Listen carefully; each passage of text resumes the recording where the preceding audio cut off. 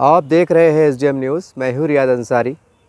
इस वक्त मैं महाराष्ट्र के ऐतिहासिक शहर औरंगाबाद से बात कर रहा हूँ और आज का जो फिर मेरा एक बार विषय है वो कहीं ना कहीं बाबरी मस्जिद और राम मंदिर को लेके ही। देखिए, आज के अखबारात में 22 जनवरी बीतने के बाद उर्दू अखबारात में जो औरंगाबाद से शाये होते हैं, एक अखबार का नाम है औरंगाबाद टाइम्स उर्दू है, जिसके फ्रंट पे है कि FTI और जामिया दिल्ली में बाबरी मस्जिद की हिमायत में पोस्टर लगाने पर हंगामा। पुणे में हिंदुत्व ग्रुप ने केस में घुसकर तलबा पर किया हमला। ये एक अखबार में छपा है। देखिए, इसी तरह से एक और मकबूल आम पेपर है एशिया एक्सप्रेस। इसके फ्रंट के ऊपर है मुंबई में जाफरानी तंजीमों की रैली पर पथराव करने के इल्ज़ाम आयद करके शिंदे हुकूमत ने मुसलमानों की इमलाक पर चलाया बुलडोज़र। महाराष्ट्र की शिंदे फडणवीस पवार हुकूमत योगी सरकार के नक्श कदम पर। मुंबई में भी मुसलमानों के खिलाफ बुलडोज़र का आगाज़। ये एशिया अखबार है, मराठवाड़ा बहुत मकबूल आम पेपर है। उर्दू टाइम्स भी है, हमारा उर्दू औरंगाबाद टाइम्स अखबार भी है, जो हमेशा मसाइल को लेकर हक गोई के लिए हमेशा लिखते रहते हैं, आवाज़ को बुलंद करते रहते हैं। कि सोचा चलो इसके ऊपर थोड़ा कुछ तबसरा कर लिया जाए। कि देखिए, ये दो न्यूज़ है। कहने को इस तरह की न्यूज़ हम देखते हैं हमेशा कि जामिया में इस तरह की जो पॉलिटिकल एक्टिविटी चलते रहती है, मुख्तलिफ़ नाम के ऊपर कोशिशें, धरने, मोर्चे, आंदोलन और बहुत सी बात चलती रहती है। हमने शाहीन बाग के टाइम भी देखा, उस टाइम भी बहुत एक्टिविटी हुई। लेकिन अब मैं क्या कहूँ, हमारे जो देश के तमाम जो बड़े बड़े ज़िम्मेदारान हैं, दानिश्वर हजरात हैं, पॉलिटिकल लीडर हजरात हैं, हमारे मज़हबी तंजीमों के ज़िम्मेदारान हैं, ये बहुत बाशऊर लोग होते हैं। ये बहुत सोच समझ के काम करते हैं, बहुत सोच समझ के बातचीत करते हैं। ये हम अक्सर देखते हैं और इनकी बात को कम बेश 25 करोड़ मुसलमान अलग अलग जाविये से इनको मानता भी है, इनका एहतराम भी करता है, इनकी बात पे लब्बैक भी कहता है। लेकिन आज हम जिस तरह से देखें कि जामिया के अंदर जिस तरह के बाबरी मस्जिद के बैनर लगे, फिर बाद में पोस्टर फटे, फिर उसके ऊपर हमला हुआ, वो सारी बात हुई। लेकिन अब वक्त आ गया है कि 2024 के लोकसभा इंतखाबात है और हम समझते हैं 22 जनवरी के बाद जिस तरह से राम मंदिर का शुभारंभ हो गया एक हिसाब से, और पूरे देश में, पूरे दुनिया में उसका जश्न मनाया गया, ये तमाम लोगों ने देखा। और बिला लिहाज लोग कह रहे हैं कि ये BJP का एजेंडा है, BJP का सियासी प्रोग्राम है। लेकिन ये बात भी देखने की ज़रूरत है, और देश ने ये भी देखा है कि सेकुलर पार्टियों के जो लीडरान थे, ख़ासकर उत्तर प्रदेश के, उनके जो मुकामी जो लोग थे, रियासती सतह के सियासी सतह के जो सेकुलर पार्टी के जो सदर थे, जो माजी आमदार थे, खासदार थे, राना जो भी थे, सब ने कहीं ना कहीं वहाँ पर जाके दर्शन किए, वहाँ पर शरीक रहे और खुल के बोला कि आज श्री भगवान राम का दिन है। पूरे भारत में यही तस्वीर देखने को मिली। और कुछ लोगों ने मजबूरी में कहा कि हम 22 जनवरी को नहीं जाएंगे, लेकिन हम बाद में जाएंगे। किसी ने कहा कि हम राम मंदिर को पूरा बनने के बाद हम वहाँ शिरकत करेंगे। यानी कि कह सकते हैं कि तमाम सेकुलर पार्टियाँ पूरे देश की, सब ने ये माना है कि राम मंदिर जो बन गया वो पूरी तरह से लीगल है सुप्रीम कोर्ट के आदेश के आने के बाद। और सब हम सेकुलर पार्टियों के जो जितने भी जो सियासतदान हैं, जो हिंदू कायदीन हैं, सबकी एक तरह से कह सकते हैं कि सबकी आस्था उसमें है, सब ने इसको माना है और अपनी खुशी का इजहार किया है। एक तरफ तमाम सेकुलर पार्टियों के नेता, बड़े बड़े नेता, उनके आमदार, उनके खासदार, जिन्होंने बहुत से लोगों ने शरीक हुए और बहुत से लोगों को हम बाद में जाएंगे। यानी कुल मिला के बात आ रही है कि सब वहाँ पर मौजूद थे या सबकी मौजूदगी दर्ज हो गई। किसी ने ज़बानी ये ख्याल ज़ाहिर करके कि मैं 22 जनवरी के बाद जाऊँगा, गोया एक तरह से आपकी शिरकत हो गई, और जो शरीक रहे उनकी शिरकत ही थी, कोई बात नहीं थी। अब ऐसे हालात में मुसलमान क्या करें, ये एक सबसे बड़ा सवाल है, ये बहुत बड़ा सवाल है। और ये हमारे देश के ज़िम्मेदार हैं, इनको बहुत सोचने समझने की ज़रूरत है। आजकल हम मीडिया में देख रहे हैं, आज भी मुसलमानों की एक बड़ी अक्सरियत, लीडरान की, सियासी लीडरान की, मजहबी लीडरान की, सामाजिक संगठन ज़िम्मेदारान की, ये एक पता नहीं एक अजीब गरीब एक लहर में चल रहे हैं। इनको ऐसा लग रहा है कि हमारे पास लोकशाही है, हमारे पास जमहूरियत है और हम धड़के से हम मतलब बिंदास चलेंगे, बिंदास कुछ भी बोलेंगे, हमारे पीछे जो है तो हमारे नेताओं का हाथ है, हमारी पार्टियां हमारे साथ है। ऐसा हो सकता है उनके जहन में चल रहा होगा। अगर आपके जहन में ये चल रहा होगा, मैं तमाम देश के मुसलमान लीडरों को, तंजीमों को सिर्फ एक ही मिसाल दूंगा कि आज़म खान उत्तर प्रदेश में समाजवादी पार्टी के सबसे खद्दावर नेताओं में माने जाते थे। यूँ समझ लीजिए कि वो पूरे देश के मुसलमान की नुमाइंदगी करती थे सियासी एतबार से, हालांकि समाजवादी पार्टी के थे वो, लेकिन उसके बाद भी हम समझते पूरे यूपी के, उत्तर प्रदेश के मुसलमानों की तर्जमानी करते थे और पार्टी के अंदर उनका वर्चस्व था। वो उस आज़म खान का हाल क्या हुआ, बस ये इशारा, ये बहुत कुछ समझने के लिए काफ़ी है कि जो लोग ये सोच रहे होंगे कि हम कोई दादा, मामा, काका के इशारे पे काम करेंगे या हमारे लिए भागते दौड़ते आएंगे, ऐसा नहीं है। जब तक आपका इस्तेमाल करेंगे, जिस दिन गरज निकल देंगी, आपका ऐसा बांध काम करेंगे, कानून के फिर में बिठा के, या तो आप जेल के सलाख के पीछे रहेंगे, या आपका हमेशा के लिए राजकीय जो करियर है, आपका सियासी करियर हमेशा के लिए तबाह बर्बाद हो जाएगा। और महाराष्ट्र में भी ऐसी कई मिसाल देखने को मिलती है, ऐसी कई मिसाल देखने को मिलती है कानून के फ्रेम में, यानी कानून का शिकंजा कसते हुए। जिसकी एक हम मिसाल ले सकते हैं, नवाब मलिक साहब है। अब ठीक है, कानून अपना काम कर रहा है, जो भी उनके पर जांच लगे कि भाई दाऊद इब्राहिम से मतलब जो आरोप लगे थे, सारी बातें वो जांच का विषय है। लेकिन मैं बताना क्या चाह रहा हूँ कि नवाब मलिक साहब भी छोटे मोटे आदमी नहीं थे, बहुत बड़े मुसलमानों के माने जाते थे। लेकिन आज जो भी थी, अब जो भी सच्चाई है, वो तो कानून अपना काम कर रहा है, अदालत काम कर रही है, क्योंकि हमें कानून पे भरोसा है, सारी बात है। लेकिन सवाल है कि बड़े बड़े ऐसे कई नेता देश में पाए जाते हैं जिनके पर भी केसेस चल रहे हैं, लेकिन देख रहे हैं आप कि क्या मामला चल रहा है और एक तरफ क्या चल रहा है। अभी कुछ बातें समझने की है, आप समझने की कोशिश कीजिए। मैं सिर्फ कहना ये चाहता हूँ कि अब ये जामिया मिलिया जो भी है, अब जो बड़े बड़े देश में इदारे चल रहे हैं, जो मुसलमानों की एक शिनाख्त माने जाते हैं, पहचान माने जाते हैं, तो इनसे हमारी वहाँ के ज़िम्मेदारों से गुजारिश है कि अब वक्त आ गया है कि तमाम देश के जितने यूनिवर्सिटी जो कम से कम माइनॉरिटी के नाम पे चलाए जाते हैं, या मुस्लिम कॉलेजेस जो माइनॉरिटी के नाम पे चलाए जाते हैं, जो 100% जहाँ पर मुसलमान पढ़ते हैं, या हमारे हिंदू जो तलबा तालिबात भी पढ़ते हैं, उनको चाहिए कि यहाँ से अब तमाम यूनिवर्सिटी के अंदर कोई सियासी मोर्चा, धरना, बैनरबाजी बिल्कुल बंद कर दी जाए, बिल्कुल बंद कर दी जाए। अगर आपको बहुत ही लोकशाही माध्यम से धरने का, आंदोलन का कोई अगर शौक़ है, तो आप अपने अपने स्तर के जो तहसील ऑफिस होते हैं, कलेक्टर ऑफिस होते हैं, विभागीय आयुक्त होते हैं, वहाँ पर जमा होकर कोई बैनर तले, या आप आज़ाद नागरिक है, भारत के नागरिक है, आप उसके माध्यम से जो है तो एहतजाज दर्ज कर सकते हैं। लेकिन खुदारा आप कॉलेजेस के कैंपस में, यूनिवर्सिटी के कैंपस में, इसके अंदर आप धरने, मोर्चे, इस तरह की सियासी एक्टिविटी बंद कर दीजिए, आप अंदर बंद कर दीजिए। मैं ये नहीं कह रहा हूँ कि आप डर जाइए, कि मुंह बंद कर दीजिए, सहम जाइए। मेरा ये कहने का हरगिज़ मतलब नहीं है।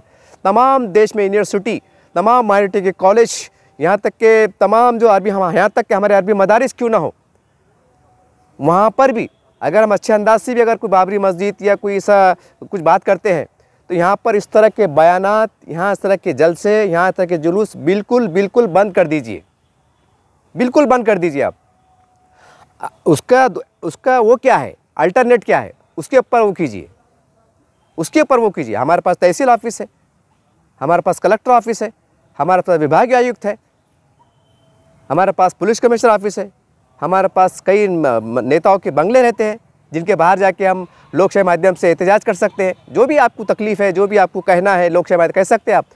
क्योंकि होगा क्या, बड़े बड़े इदारे हैं, ये हमारे आबा अजदाद ने बड़े मेहनत से बनाया है, बड़े खून पसीने से बनाया है।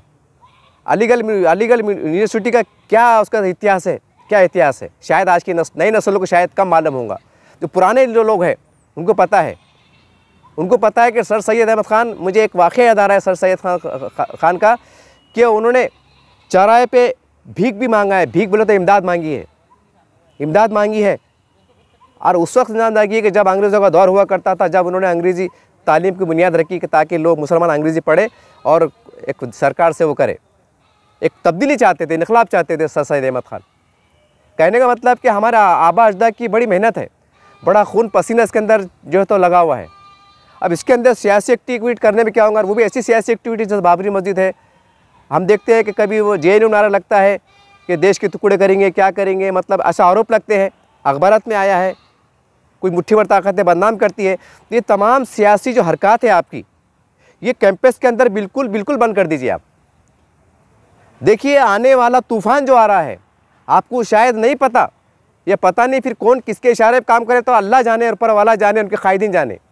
लेकिन तालीम गाह के जो बड़े बड़े इदारे हैं, बड़े बड़े कॉलेज हैं, बड़े बड़े हाई स्कूल्स हैं, बड़े बड़े तालीमी कोचिंग क्लासेस है, वहाँ पर आप सियासी जो प्रोग्राम है बंद कर दीजिए। आप सिर्फ 2 प्रोग्राम लीजिए, एक 26 जनवरी और 15 अगस्त, और कोई देशभक्ति के आधार पर अगर कुछ हो सकता होगा जो भी, या हिंदू मुस्लिम एकता के हिसाब से कोई प्रोग्राम लेना चाहते होंगे जिसमें एकता का, भाईचारे का संदेश जाता है, तो बिल्कुल लीजिए। अब सियासी बिल्कुल बंद कर दीजिए आप, नहीं तो होगा क्या मालूम कि आपको एक दिन ऐसा आएगा, ऊपर वाला अल्लाह ना करे, कि कोई ऐसी घटना घट जाए या कुछ शरारती लोग किसके इशारे पे काम कर रहे हो, वहाँ पर कोई ऐसा मवाद, कोई ऐसा लिटरेचर ऐसा लेके घुस जाए कि आपकी लाइब्रेरी में, आपकी तालीम गाह में ऐसा मिले, बाद में मालूम पड़ा कि तालिबानी ज़हनियत के लिटरेचर थे यहाँ पाए गए, तो क्यों ना इसको बंद कर दिया जाए, क्यों ना सरकार इसको अपने कंट्रोल में ले ले। ये मुमकिन है, ये मुमकिन है, ये ऐसा हो सकता है, क्योंकि देश में जिस तरह की गतिविधियाँ चल रही हैं, जिस तरह के चंद मुट्ठी भर जो शरपसंद अनासिर है, जो चंद फ़िरक़ापरस्त ताकत है, ये हिंदू मुस्लिम एकता में दरार डालने के लिए ये कुछ भी करने बैठे हुए हैं। हालांकि देश की बड़ी हमारी हिंदू अक्सरियत, हमारी जो समाज है, ये अमन पसंद है, ये नहीं चाहता है कि देश में दंगे हो, फिसाद हो, भाईचारे की ख़त्म हो, ये नहीं चाहता है। लेकिन जब इस तरह की एक्टिविटी होंगी, और याद रखिए राम मंदिर बन गया, बन गया, अब आप उसके ऊपर रोना कब तक रोते रहेंगे। हम अखबार फिर देख रहे हैं, जैसा भी इसमें आया, देखिए जामिया मिल्लिया और पुणे केस में ये क्या चल रहा है। अरे भाई, जो कॉलेज में पढ़ने वाले दोस्त हैं, फ़र्ज़ करो कॉलेज में हिंदू भी हमारे विद्यार्थी पढ़ते हैं, तो उनका तो मन दुखेगा ना। यानी मतलब क्या हो रहा, हालांकि ये कॉलेज, ये स्कूल, ये मदारिस, ये क्या है, ये इंसानियत पैदा करते हैं, इत्तेहाद पैदा करते हैं, भाईचारगी पैदा करते हैं, एक ऐसी नस्ल, एक ऐसी जनरेशन पैदा करते हैं जो समाज के लिए, देश के लिए काम आए, जो फ़िरक़ा परस्ती की ज़हनियत से, तंग नज़री की ज़हनियत से पाक हो। ऐसे इदारे होते हैं पूरे देश में फैले हुए, और वहाँ पर जब हिंदू मुस्लिम चलेगा, राम मंदिर बाबरी मस्जिद चलेगा, तो सोचिए फिर जब हमारे तालीम इदारों को ये हाल हो जाएगा, तो बाहर क्या चलेगा, बाहर क्या चलेगा। फिर जाहिर सी बात है जो इक़्तिदार में बैठे हैं तो बोलेंगे यार माइनॉरिटी के अंदर तो ये लफड़े चलते, यहाँ तो हिंदू मुस्लिम चल रहा, यहाँ तो बाबरी मस्जिद चल रही, यहाँ तो राम मंदिर चल रहा, यहाँ तो पता नहीं क्या क्या चल रहा, देश के ख़िलाफ़ कैसे न कैसी बातें हो जा रही, और जो है तो नारे लग रहे जैसा हमने पहले देखा है। तो जाहिर सी बात है जो हुक्मरान में बैठे हुए लोग हैं, जो शिक्षण मंत्री होते हैं, सरकार जिसके अंडर में अपने तालीम इदारे चलाती है, वो भी तो सोचने मजबूर होंगी ना कि आपको इदारों को हम ग्रांट कैसा दें, आपके इदारों को हम बढ़ाने में मदद कैसी करें। वो तो सोचेंगे ना, सोचेंगे ना, ये आपको सोचना पड़ेगा, ये आपको सोचना पड़ेगा। और आप सोच रहे होंगे कि नहीं जनाब मोहतरम, अगर आप मेरे ही अक़ल पे पर्दा सवाल उठाएंगे कि आपको नहीं मालूम क्या कानून कायदे सबके बराबर है, कानून जिंदा है और ये है वो है, जैसा आप सोच रहे होंगे ऐसा, तो मैं आपको बोल दूँ कि देखिए हिकमत के साथ चलेंगे तो सब ठीक चलेगा। न तो आप अगर मनमानी करेंगे और इस तरह की मतलब हरकत करेंगे और आप बोलेंगे हमको आज़ादी है, हम लोकतंत्र माध्यम से हम अपना विरोध दर्ज करा रहे हैं, तो याद रखिए ऐसा विरोध जो 100 करोड़ लोगों को मतलब उनको तकलीफ़ पहुंचा दे, ऐसा विरोध जो इक़्तिदार में बैठे हुए जो आमदार है, खासदार है, मंत्री है, मुख्यमंत्री है, प्रधानमंत्री है, कहीं ना कहीं उनको ठेस पहुंचा दे, जो कहीं ना कहीं वो उनकी पॉलिसी टकरा जाए, तो फिर आपका क्या होगा। करता धरता तो वही है, फिर कानून की फ्रेम में बिठा के कैसा काम करना, ये तो आपको सबको पता है। इसका सबसे बड़ा उदाहरण अगर हम देना चाहें तो हम बाबरी मस्जिद से ले सकते हैं, मतलब राम मंदिर से ले सकते हैं कि सुप्रीम कोर्ट का फैसला आ गया, कहने के कानून से काम हुआ ना, हुक्मशाही तो नहीं हुई ना कि प्रधानमंत्री मोदी जी ने बोले जाओ मेरा ऑर्डर है तोड़ दो बना दो, ऐसा तो नहीं हुआ। हाई कोर्ट में सालों साल केस चला, सेशन कोर्ट में चला, कहाँ का केस चला, निचली अदालत में, ऊपरी अदालत में, फिर सुप्रीम कोर्ट में, उसके बाद फैसला आएगा, मतलब कानून के ज़रिए से काम हुआ ना। अब इसी तरह से कानून के ज़रिए से अगर तुम्हारे इदारों को भी ऐसा अगर ऐसी गतिविधियाँ चलेंगी और अल्लाह ना करे किसकी साजिश के तहत अगर वहाँ कोई ऐसी घटना घट जाए तो देश की मुखालिफत में आती है, देश की अखंडता के खिलाफ जाती है, तो जाहिर सी बात है सरकार या तो उसको बंद कर देंगी या तो अपने शिकंजे में ले लेंगी। गया तुम्हारा माइनॉरिटी, काय की माइनॉरिटी है, भागो यहाँ से।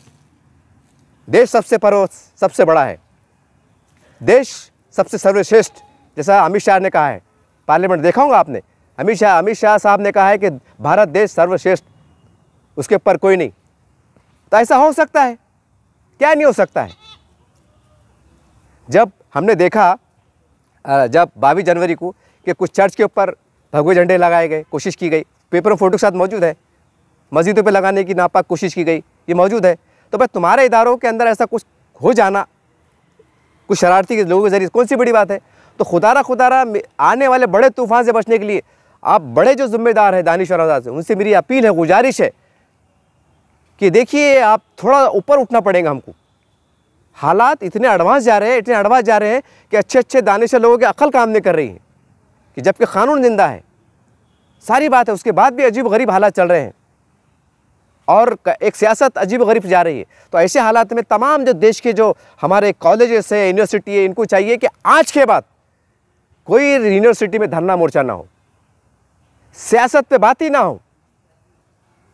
हाँ करो आप, बिल्कुल करो आप, लेकिन कहाँ करो? हमारे कलेक्टर ऑफिस है, तहसील ऑफिस है, विभागीय आयुक्त है, पुलिस कमिश्नर साहब है, जहाँ भी आपकी जो मौके मसाइल है, लोकशाही माध्यम से, जमहूरी अंदाज से बाहर निकल कर अपनी एक शिनाख्त कि मैं एक भारत का नागरिक हूँ, मैं एक भारत का नौजवान हूँ, ये फला तंजीम के बैनर के नीचे काम करता हूँ, या फला पार्टी का मैं कार्य करता हूँ, या आप पढ़ने लिखने वाले हैं तो फिर राजनीति से दूर रहिए।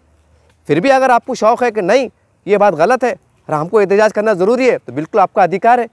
आप एक भारत के नागरिक के तौर पर, एक भारत के युवाओं के तौर पर एक मुत्तहिद होकर आप अपने अपने कलेक्टर ऑफिस में निवेदन दीजिए कि देश में ये चल रहा है, हम विद्यार्थी हैं और हमको लगता है कि भविष्य में ऐसा हो सकता है कि हमारे देश पे आ सकती है, आँच आ सकती है, हमारा देश मुसीबत में आ सकता है, कि इससे हिंदू मुस्लिम में टकराव हो सकता है। जो भी आपको एक वक्त के हालात से लग रहा है तो निवेदन दीजिए, पुरअमन तरीके से वहाँ बैठ जाइए। वहाँ भी जब आप बैठेंगे तो कैमरे वाले, मीडिया वाले तो ये कहेंगे ना कि GNU के, जामिया के विद्यार्थी हैं जिन्होंने शांतिपूर्वक तरीके से एक जो है तो भारत की एकता के लिए, अखंडता के लिए, अमन के लिए, शांति के लिए जो है तो धरना दिया है, 1 दिन का 2 दिन का धरना दिया है, बाहर दिया है लोकशाही माध्यम से, तो ये तरीक़ाकार सही रहेगा। हालांकि आपको ये बात समझ में नहीं आ रही, बोलेंगे अजीब गरीब ही मंतक जा रही है, लेकिन क्या करें साहब, क्या करें?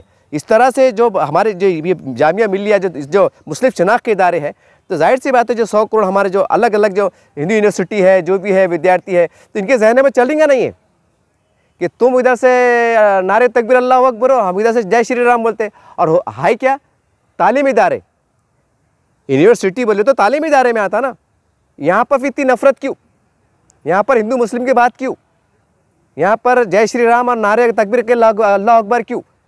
जब वहाँ गेट के अंदर जाए तो आप भूल जाए, ये दिमाग में रखिए कि हम एक जो भी आपकी शिनाख्त है, मुसलमान है, ठीक है, लेकिन आप भारतीय है और हमें यहाँ पर जब हम पढ़ने के लिए आए हैं तो हम पढ़ के जब बाहर निकलेंगे तो हम एक अच्छे नागरिक बनेंगे, अच्छे डॉक्टर बनेंगे, अच्छे लॉयर बनेंगे, अच्छे इंजीनियर बनेंगे, अच्छे साइंटिस्ट बनेंगे। ये स्वभावना के साथ आप कैंपस में दाखिल हो और ये भावना के साथ आप बाहर निकले, यकीन मानिए बहुत आगे तक कामयाबी मिलेंगी। अगर यहीं स्कूलों में, कॉलेजों में, यूनिवर्सिटी में अगर राजनीति होने लग जाए, क्योंकि अब तक जो हो गया, अब तक जो माहौल ठीक ठाक था हो गया, लेकिन अब नए स्वरूप में 22 जनवरी के बाद आज देश जिस दिशा में जा रहा है, यहाँ की राजनीति जिस करवट ले रही है, तो आपको सतर्क रहने की ज़रूरत है। और तमाम जो देश में चल रहे तालीमी इदारे, हमको यहाँ पर राजनीति से छोटी भी किस्म की राजनीति ना हो, यहाँ पर सियासत के ऊपर बात ही ना हो, सिर्फ 26 जनवरी 15 अगस्त देशभक्ति के ऊपर जो आधारित हमारे कुछ कार्यक्रम हैं वो लिए जाए, उसके ऊपर कोई एक्टिविटी ना हो। अगर आपको राजनीति का शौक़ है, सियासी प्रोग्राम लेने का शौक़ है, बिल्कुल मैदान में आइए, मैदान में बिल्कुल आइए, आप कैंपस छोड़ के आइए, ताकि हमारे जो तालीमी इदारे हैं, जो हमारे आबाजदान ने बड़ी क़ुरबानियों से, बड़ी मेहनतों से कुछ सींचा था, उसको बनाया था, तो वो उसके ऊपर कहीं दाग ना आए। लोग, तमाम देश के लोग हैं, ख़ासकर हमारे जो अक्सरियती बिरादरान वतनी भाई है, वो हमारे इदारों को ऐसा ना देखे कि ये तो वो इदारे हैं, ये इस्लामी वो इदारे हैं, यूनिवर्सिटी वो इदारे हैं कि जहाँ पर कभी कभी हिंदू मुस्लिम के ऊपर बात आ जाती है, कभी मस्जिद मंदिर की बात आ जाती है। जब उनकी निगाह पड़े तो उनको ये ना लगे कि यहाँ पर ये तो राजनीतिक अड्डे बन गए हैं। ये आने वाले वक्तों में ऐसा हो सकता है, लगभग तो हो चुका है, जो अखबार में आ रहा है। और ज़रा सोचिए ना आप, इससे अब ये था एक मौजू, इसमें एक और ऐड मौजू करता हूँ। मैं तमाम जो 25 करोड़ मुसलमान हैं और जो मजहबी संगठन के लोग जिम्मेदार हैं, उनसे अदब में गुजारिश करता हूँ, उनके सामने एक सवाल रखता हूँ कि देखिए, एक हम दो तस्वीर भारत में देखते हैं, दो तस्वीर। एक तस्वीर हम ये देखते हैं तमाम देश में जहाँ पर बुजुर्गान दिन की आस्थानें पाए जाते हैं, दरगाह शरीफ पाई जाती हैं, खानखाए पाए जाते हैं। आज भी लाखों की संख्या में हमारे बिरादरान वतन, हमारे हिंदू माएँ बहनें, हमारे हिंदू भाई वहाँ आस्था से जाते हैं, ज़ियारत करते हैं, माथा टेकते हैं, लाइन में खड़े रहते हैं, नहा धो के जाते हैं, पैर जूते उतार के जाते हैं, बड़े सर पे डुपी मतलब दस्ती बांध लेते हैं, ये कपड़ा ढक लेते हैं, फूलों की चादर ले जाते हैं, वहाँ जाते हैं। एक तरफ ये नज़ारा आप लोग को देखने को मिलता है, एक तरफ ये भी नज़ारा देखने को मिलता है। कई ऐसी मस्जिदें आपको मिल जाएंगी ग्रामीण में, शहरों में, वहाँ भी आज भी हमारे बिरादरान वतन के जो लोग हैं, अदर समाज के लोग हैं, वो हमारी माएँ बहनें मासूम बच्चों को लेके जो तो एक पानी का गिलास शीशी ले खड़े रहती हैं कि बाबा जी, मौलवी साहब, मेरा बच्चा बीमार है, बुखार है, बिचक के डर रहा है। वो उसको फूंकते हैं, वो उनकी पाँव छूते हैं, वो उनको आशीर्वाद देते हैं, ये दुआएं देते हैं, ये अल्लाह का कलाम पढ़ के उनके ऊपर दम करके फूंकते हैं कि ये अल्लाह बला मुसीबत तुम्हारे बच्चों से दूर हो जाए, तुम्हारा बच्चा सेहतमंद हो जाए। जहाँ भी मस्जिद देखते हैं तो आज भी हमारे हिंदू भाई लाखों की संख्या में दूर से मस्जिद देख के ऐसा करते हैं। अगर कोई इस्लामी जनाजा जा रहा है तो यूँ करते हैं। अगर कोई इमाम साहब, कोई मजहबी हमारा सरबरा अगर कहीं जाता है तो आज भी हमारे कई देखते हैं हमारे हिंदू भाई बड़े आदर से उनका यूँ करते हैं और उनको यूँ करते हैं। आज भी चल रहा है। एक तस्वीर ये है और एक तस्वीर ये है कि मस्जिद पे भगवा झंडा लगाने की कोशिश की जा रही है। मुस्लिम बस्तियों में तोड़फोड़ जो फिसादात में हम देखते हैं, एक तरफ ये भी चल रहा है, एक तरफ कभी बुरखे के नाम पर जो है गतिविधियाँ चल रही हैं, कभी बुरखे के नाम पर जो है तो कुछ मतलब आतंक मचाया जा रहा है, जैसा हमने इससे पहले देखा।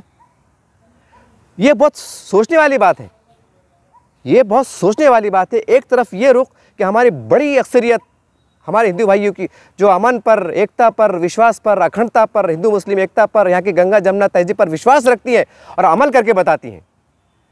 खानखाओं पे जाती हैं, आस्थानों पे जाती हैं, उर्स में जाती हैं, जो भी उनका एक आस्था है, जो भी उनका तरीक़ेकार है भक्ति का, उसके अनुसार जाती हैं। हालांकि वे हिंदू होते हैं लेकिन मुसलमान की दरगाहों पे आते हैं, मस्जिदों के बाहर खड़े रहते हैं। सोचिए आप कितना उनके दिल में एक आदर सम्मान है, एक आम जनता के दिल में। तो सवाल ये ऐसा क्यों हो रहा है? हम कहाँ कम पढ़ रहे हैं? हमसे क्या गलती हो रही है? ये मुसलमानों को सोचने की ज़रूरत है। मोदी जी ने ऐसा बोल दिए, शाह साहब ने ऐसा बोल दिए, उद्धव ठाकरे साहब ने ऐसा बोल दिए, फला हिंदू लीडर ने ऐसा बोल दिया। इससे कहीं ज़्यादा ये सोचने की ज़रूरत है कि जो समाज हमारे इर्द गिर्द घूमता है, हमारे साथ यात्रा में, मेलों में, उर्स में खड़े रहता है, जो नई नस्ल जो कभी उनके आबा अजदा मस्जिद के बाहर खड़े रहते थे, वो बच्चों को लेके आते थे, बोलते थे बाबा इसको फूंक दो। आज वही नस्ल जब जवान हो रही है तो वो एक विरोध बता रही है, उसमें के कुछ लोग विरोध बता रहे हैं। ये क्यों हो रहा है? हम कहाँ कम पढ़ रहे हैं? मुसलमानों से कहाँ गलती हो रही है? इसके ऊपर बहुत फोकस करने की ज़रूरत है, इसके ऊपर बहुत फोकस करने की ज़रूरत है।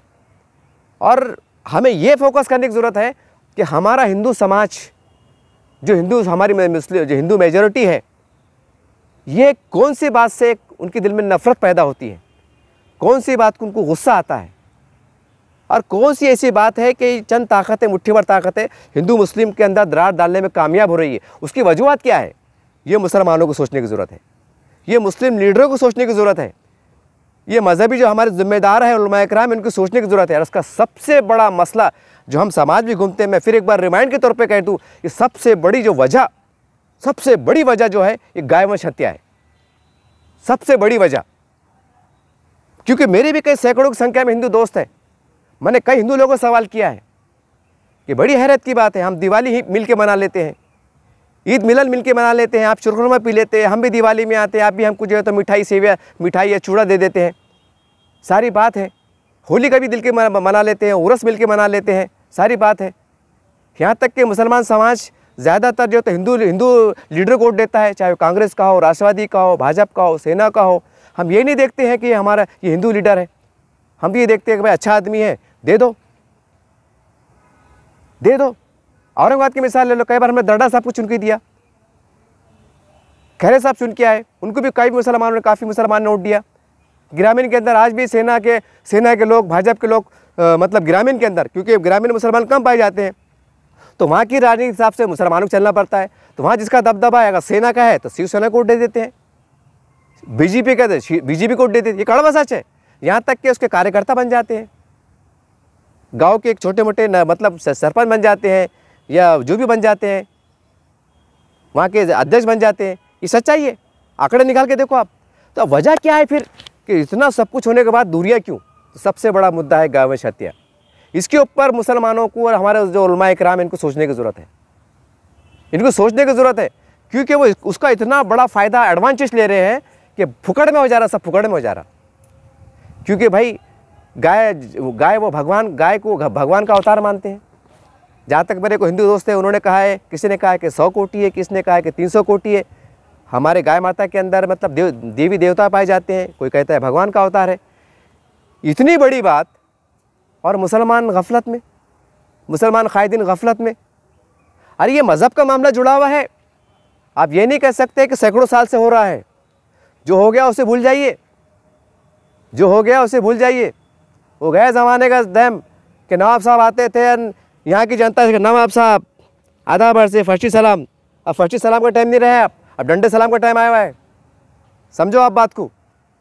तो जो गलतियाँ हैं हमारी, सबसे बड़ी गलती ये है, मैं बड़ी जिम्मेदारी के साथ कह रहा हूँ और बड़े तकलीफ़ के साथ कह रहा हूँ, ये हमारा हाल ऐसा हो गया जैसे एक बिल्ली दूध पीती है, तो बिल्ली दूध आंखें बंद करके पीती है और बिल्ली को ये लगता है हमें कोई देख ले रहा है। यही हाल मुसलमानों का है। गौवंश हत्या पे इतना बड़ा प्रकरण चल रहे हैं और उसका वो फ़ायदा उठा रहे हैं। वो सीधा बोल रहे हैं कि देखो हमारे भगवान के साथ ये मामला हो रहा है। अब क्या करते आप? अब क्या करते आप? मैं फिर एक बार आपको मिसाल दूंगा कि नौज़ बिल्लाह माज़अल्लाह, कोई भी शख्स अगर हुज़ूर सल्लल्लाहु अलैहि वसल्लम की शान में गुस्ताखी करे, नौज़ बिल्लाह माज़अल्लाह, कुरान की बेहुरमती करे, हमारे सामने करे, तो आप क्या करेंगे? कि आप ये बोलेंगे नहीं यार मैं आप पुलिस स्टेशन में जाकर रिपोर्ट लिखा था? आप गुस्से में पागल हो जाएंगे। और ये वाक़या हमने राजस्थान में देखा है, नुपुर शर्मा के टाइम कि एक टेलर की हत्या हुई थी। 2 नौजवानों ने गला काट दिया था, आज जेल में। खैर वो एक अलग विषय है। मैं आपको बताना ये चाह रहा कि कितने जज्बात भड़क जाते हैं, कितने जज्बात भड़क जाते हैं कि टेलर ने जो भी उसका मतलब उसका कमेंट करा था, क्या करा था। नुपुर शर्मा का वाक़या देखो, जिन्होंने हुज़ूर मतलब नबी करीम सल्लल्लाहु अलैहि वसल्लम के सामने गुस्ताखी मामला आया था, पूरे देश में धरने मोर्चे हुए थे, बीजेपी ने पार्टी उसको हटाया भी था। उसके बाद की घटना क्या हुई? पूरे देश में जो दंगे मोर्चे मतलब मोर्चे निकले, कई हालात बिगड़ते बिगड़ते बचे और वो टेलर की हत्या हुई। क्यों हुई? क्यों मारे भाई उसको? वो टेलर को हत्या क्यों हुई? आप बोलेंगे कि वो हुजूर की शान में गुस्ताखी का मामला था, तो फिर आप ये सोचते क्यों नहीं कि गाय वंश का जो मामला है वो उनके भगवान से जुड़ा हुआ है, वो उनसे भगवान का जुड़ा हुआ है, और मुसलमान सुनने को तैयार नहीं है। और ऐसा नहीं है, देखो कितनी बड़ी बात है कि उसके बाद भी सरकार कह रही है कि कुछ ज़ाब्ते के कानून की पासदारी करो। आप उसको बंद कमरों में, बंद दुकानों में जैसा तरीक़ाकार है वैसा कीजिए आप, जैसा पुराने बाप दादाओं के ज़माने में होते आया था वैसा कीजिए आप। लेकिन यहाँ मामला अलग ही चढ़ा। यहाँ तो ऐसा है कि कोई मुस्लिम बड़ा इलाका है, पूरी मुस्लिम आबादी है, तो धड़ल्ले से कारोबार चल रहा। लेकिन ये नहीं सोच रहे कि वहाँ से कोई हिंदू भाई भी गुजर रहा, वहाँ से हमारे पुलिस के अधिकारी कर्मचारी भी गुजर रहे। कभी कभी त्योहार बार के मौके से जो है तो मतलब हज़ारों की जो है तो SRP वाले यहाँ से गुजरते हैं, दुकानें धड़ल्ले खुली चलती है, ये हम आंखों से देखते हैं। अरे भाई जब SRP के नौजवान हज़ार जा रहे हैं और गोशी दुकान खुली दिखाई दे रही है, तो वो भी हिंदू अपने दिल में सोचता होगा ना, क्या उसको दर्द नहीं होता होगा कि ये क्या चल रहा है? हमारे हाथ में बंदूक है, हम फौजी में हैं और हमारे धर्म का अपमान हो रहा है, हम कुछ नहीं कर सकते। उसके मन में ख्याल तो आता होगा ना? नहीं आता होगा। जैसा हुजूर की शान में गुस्ताखी होती है तो आपके जहन में ख्याल आता है और आप एक राजस्थान में एक का मतलब हत्या भी हो जाती है। तो खैर विषय अल्लाह का, मैं आप खाली एग्जाम्पल देने को ऐसा कर रहा कि हर एक के जज्बात ऐसा ये ज़रूरी जुड़े हुए हैं, ये मुसलमानों को सोचना पड़ेगा। और ऐसी कई वजूहत है, ऐसी कई वजूहत है, ये हमको बहुत सोचना पड़ेगा कि आखिर ऐसे वजह क्या हो रही है, हमसे क्या गलतियाँ हो रही है, मुस्लिम माशरे में हमारे से भी क्या गलतियाँ हो रही है, हमारे अंदर भी बेतहाशा फूट है, सारी बात है, मस्जिदें बटी हुई है, सारी बात है। हम ये चाह रहे हैं कि इस्लाम अमन का पैगाम देता है। काय का अमन का पैगाम देता? नौज़ बिल्लाह माज़अल्लाह, मैं गलत से नहीं बोला। अरे तुम्हारे पास 4 फ़िरक़ों में, मसलकों में जो है तो मस्जिदें बटी हुई है, अब हिंदू लोग क्या पढ़े लिखे नहीं क्या, वो अनपढ़ है क्या, कान में बीड़ी क्या उनके, उनको मालूम नहीं। अरे ग्रेजुएशन है वो, मेरे कई ग्रेजुएशन दोस्त हिंदू दोस्त है, इतनी स्टडी साहब उनके इस्लाम की कि कभी कभी मेरे को बात मालूम नहीं होती, वो बात मुझसे सवाल कर लेते हैं। तो फिर मैं मुफ्ती साहब से आके पूछता है, मुफ्ती साहब मेरे हिंदू दोस्त ने सवाल किया था, ये ऐसा क्या बात है? फिर वो बोलते हैं इसका ऐसा नहीं ऐसा मसला है। बोलिए आप क्या समझ रहे? खाली बोलने चल जाएगा कि इस्लाम शांति का मज़हब है, अमन का मज़हब है, और तुम्हारी सुन्नी मस्जिद अलग, तबलीगी मस्जिद अलग, शिया की मस्जिद अलग और उसकी मस्जिद अलग, तू तबलीगी, मैं जमाती, तू 24 नंबर, मैं गोमड़ा, तू तेकड़ा, तू मिट्टे चावल, तू बिरयानी, चलन तो वो देख रहे नहीं लोग आओ। फिर बड़े इस्लाम अमन शांति का मज़हब। अरे सोचो ना आप, जो बुजुर्गान औलिया, ख्वाजा अजमेर रहमतुल्लाह अलैह, मतलब जो 1400 पाल की थी, ज़रा सोचो आप, वो यहाँ पर आए, यहाँ पर मेहनत करे और उनको देख के, उनके अखलाक को देख के इस्लाम कबूल करे, लाखों लोगों ने इस्लाम कबूल करे, ज़रा सोचो आप। और आज भी लोग उनके आस्थाने पे जाते हैं, सोचो ज़रा आप, सोचने वाली बात है ये। क्या कौन सी ताकत थी उनके पास, क्या मामला था उनके पास? तो ये नहज पे चलना पड़ेगा, ये नहज पे चलना पड़ेगा, तो तुम इस्लाम का प्रचार भी कर सकते, तुम इस्लाम का शांति का संदेश पूरे अच्छे अंदाज से पूरे देश में पहुंचा सकते, देश में भाईचारे, हिंदू मुस्लिम एकता रखने में अपना भूमिका दे सकते। ये बहुत ज़रूरी है, सोचने वाली बात है कि एक तरफ जो बुजुर्गानी ने औलिया कोई 200 साल से, कोई 30 साल से अपने ख़बरों में आराम फरमा रहे हैं और लाखों हिंदू उनको मानता है, उनकी जय जयकार करता है, उनके ऊपर आस्था रखता है, और हम जिंदे मुसलमान, हमसे कोई नफ़रतें होती हैं तो क्यों होती हैं? हम भी तो वही बाबा के इस्लाम को मानने वाले हैं, हम भी तो वही बाबा के भक्त हैं, हम भी तो वही बाबा के मुरीद हैं, हमारे भी तो वही पीर साहब हैं। मैं मोटे अल्फाज में बोला, तो हमारे साथ अन्याय क्यों? और जो कट्टर मुसलमान थे, जिनको दाढ़ी थी, जिनका हरा शिमला था, उनको लोग मानते हैं, यानी कट्टर मुसलमानी बोलेंगे ना उनको, कट्टर मुसलमानी बोलेंगे ना, पक्के पट्टर बोले तो काटने पीटने वाले नहीं, कट्टर बोले तो एकदम मजबूत 100% मुसलमान। कौन? बुजुर्गान औलिया, लोग उनको मान रहे, और हम वही कुरान को मानने वाले, वही इस्लाम को मानने वाले लोग हमको तंग निगाह से देख रहे, नफरत की निगाह से देख रहे, कभी हमारी मस्जिद को नफरत की निगाह से देख रहे, जबकि वो दरगाह में जाके पैर छू रहे, और एक तरफ जाके मस्जिद जो अल्लाह का घर, यानी दरगाह शरीफ से बढ़कर अल्लाह का घर रहता है। समझ रहे बात को? मैं एक एग्जाम्पल दे रहा मैं आपको। वहाँ पर ये हमला चढ़ा, और एक तरफ उनकी चौखट को ऐसा किया जा रहा, ये क्यों हो रहा भाई? कहाँ गलती हो रही है हमारे से?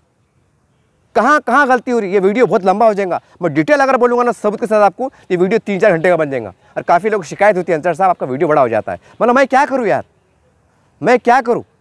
हालात ऐसी चढ़े हैं कि वो दर्द को बयान करते में अल्फाज आ ही जाते हैं, जुमले आ ही जाते हैं, बोलना ज़रूरी हो जाता है। ये हमारे बड़ों का काम है कि हम इस्लाम को कैसे पेश कर सकते, हम समाज में कैसा रह सकते, हमारे हिंदू भाई कौन सी बात से उनको ठेस पहुँचती है, ये हमारे उलमा इकराम का काम है।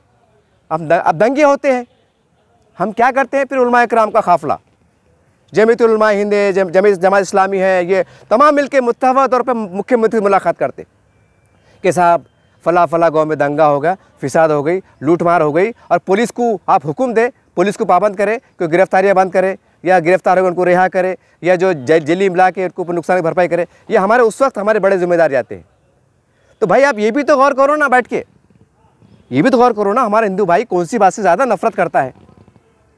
मुझे काफ़ी मेरे हिंदू दोस्त बोलते हैं, अंसारी साहब हमको बहुत नफरत होती है, बोले हमारा ये मामला भगवान से जुड़ा हुआ है। बोले मैं आपको एग्जाम्पल दे रहा, मैं आपको ये एग्जाम्पल है, ये इसके ऊपर हमको अब नए सिरे में कुछ ना कुछ करना पड़ेगा, और ख़ुद से करना पड़ेगा। इससे पहले कि कानून का शिकंजा कसे, जैसा राजस्थान और यूपी में हुआ, डंडा चले, डंडे के आगे सबको झुकने पड़ता है। फिर कहने का मतलब ये है कि तमाम तालीमी इदारों में, हमारे अरबी मदारस में अब इसके ऊपर कोई बात ना हो।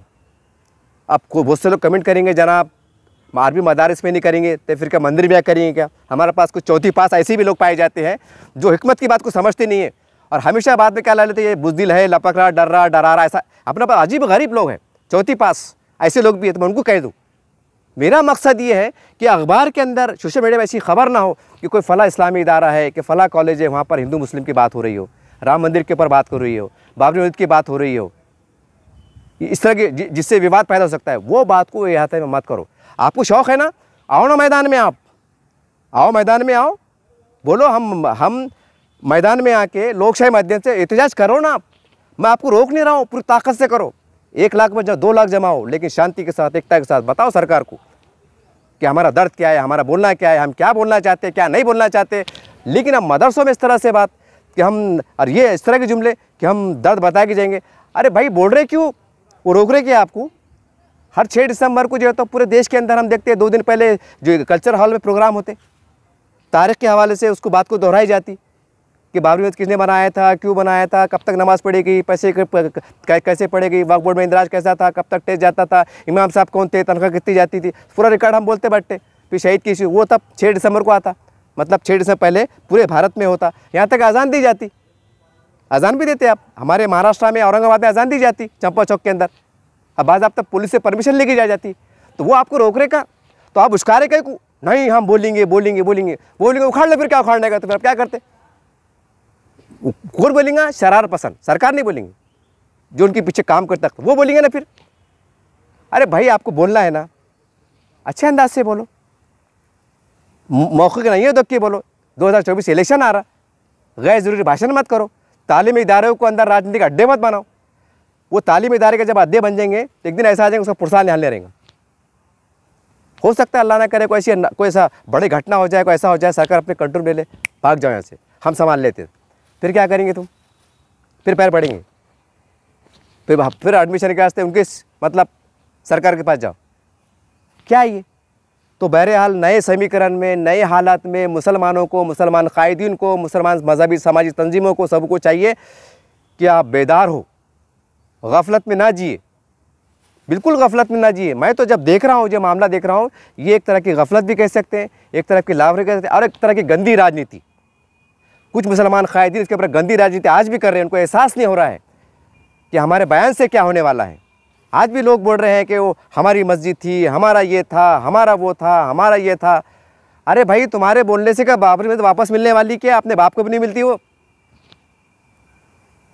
क्योंकि सुप्रीम कोर्ट का फैसला आ गया। तुमको जब भी अगर बहुत डर था ना, मैं उनको बोल रहा, आवाम को नहीं बोल रहा, मुसलमानों को नहीं बोल रहा, जो मुसलमान नेता जो बहुत उड़ रहे और मुसलमानों को खपाने की नाकाम कोशिश कर रहे हैं, उनको कहना हूँ, अरे दम था ना तुम्हारी सियासत में, तुम्हारे बाजू में दम था ना, तो वहाँ जाके जब पहला पिकास मारे जा रहा था ना, वहाँ जाके खड़ा हो जाना था। जब बोलते थे मर्ज मुजाहिद की औलाद है और सही इस्लाम की तुम्हारे अंदर जोश है।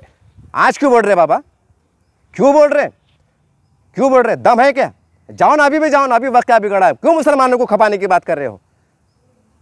मैं उम्मीद करता हूँ तमाम मुसलमान, जो गरीब लाखों मुसलमान बसते हैं, जिनका सिवा अल्लाह के कोई नहीं है, बेचारे कई गरीब मुसलमान ऐसे सदका खैरात में जीते हैं। साल में अगर ज़कात से बेचारे कपड़े बनते हैं, ज़कात से उनकी रमज़ान की ईद होती हैं, कई तो भीख मांग के खा लेते हैं। मेरी बेटियाँ, मेरी बहनें जो तो ज़कात के अपने जायज़ के इंतज़ार में बैठी हैं, ज़कात की फितर से उनकी शादियाँ हो रही हैं, वो भी बेचारी बैठी, वो भी पैसे नहीं मिल रहे हैं।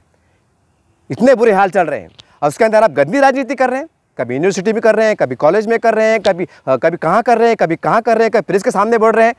क्यों बोल रहे हैं भाई, क्यों बोल रहे हैं? अल्लाह पे छोड़ दो ना। अल्लाह भरोसा नहीं है क्या? अल्लाह हमारा कारसाज नहीं है? नौज़ बिल्लाह अल्लाह तक कमज़ोर है, वो करेंगे, फैसला करेंगे। हम खबरों में रहेंगे, कभी ना कभी फैसला करेंगे, कैसे करेंगे, क्या करेंगे, हमें नहीं मालूम। मैं उम्मीद करता हूँ कि गंदी राजनीति बंद करो, हिंदू मुस्लिम करना बंद करो, राम मंदिर बाबरी मस्जिद करना बंद करो, और हम कैसे आगे बढ़ सकते हैं। हमारे वसाइल क्या है, हमारी जो दिगर हमारे जो मसाजिद के मसले, ख़बरस्तान के मसले, हमारे जो सियासी मसले हैं, हमारे माशी मसले, उसके ऊपर तवज्जो दो, उसके ऊपर तवज्जो दो। ये वक्त हालात की ज़रूरत है। 75 सालों में ऐसे होते आया, मुसलमानों को खपाते आया। महाराष्ट्र के अंदर क्या हुआ? शिवसेना आ जाएंगी, हमको वोट दो, मारते गए मारते गए मारते गए मारते गए मारते गए, 75 साल निकल गए, अपने बाप को कुछ मिला नहीं। और क्या बोले मुसलमान दलालों ने? बोले हमको वोट दो, भला क्या, न तो शिवसेना आ जाएंगी, मारे खट खट खट खट मारे। और आज उसी के पास जा रहे हैं, उपदेश साहब, आली जनाब, बैठिए बैठिए, चाय पीजिए। देख रहे नहीं टीवी पे, हम गुलदस्ते दे रहे नहीं बोले आप सुधर गए, नहीं बोले मानसिकता बदल गई। और 50 साल में हमारा जो बांध काम हुआ, तो फिसाद हुए, दंगे हुए, तो मेरी बेटों की, मेरी बहनों की इज्जत लूटी गई, तो उसका कोई हिसाब किताब नहीं, उसका कोई दर्द नहीं, कोई एहसास नहीं। अरे बंद करो ना धंधे ये। बहरहाल मेरा मकसद जो है तो जामिया को लेके था। मैं उम्मीद करता हूँ कि तमाम लोग जागेंगे और कॉलेज के, हमारे मदारिस के यूनिवर्सिटी के कैंपस को खुदा हाथ जोड़ गुजारी करता हूँ, देखिए बंद करो इसको, राजनीति के अड्डे बनाना बंद करो। अगर शौक़ है तो मैदान में आके राजनीति करो, चुनाव लड़ो, आमदार लड़ो, खासदार लड़ो, नगर परिषद सब लड़ो, सब करो, लेकिन उसको अड्डे मतलब कर लो। क्योंकि वहाँ से जब हमारा 100 करोड़ हिंदू भाई देखेंगे, वो तो बोलेंगे इनके मदरसों में तो राजनीति होती है, हिंदू मुस्लिम होता है, वो क्या निगाह से देखेंगे आपको, वो क्या निगाह से देखेंगे आपको, आपके इदारे का हाल क्या होने वाला है। ग्रांट तो वही देते हैं, तनख्वाहें तो वही देते हैं, मदद तो वही करते हैं। बहरहाल ये बहुत लाजमी चीज़ें थी, बहुत तल्ख़ हक़ाइक़ में मबनी थी। शायद कई लोगों को मुझे बुरा लगाऊंगा, मैं बुरा लगा तो मैं माफ़ी चाहता हूँ, लेकिन देखिए ये बहुत कड़वा सच है, ये आपको बर्दाश्त करना पड़ेगा।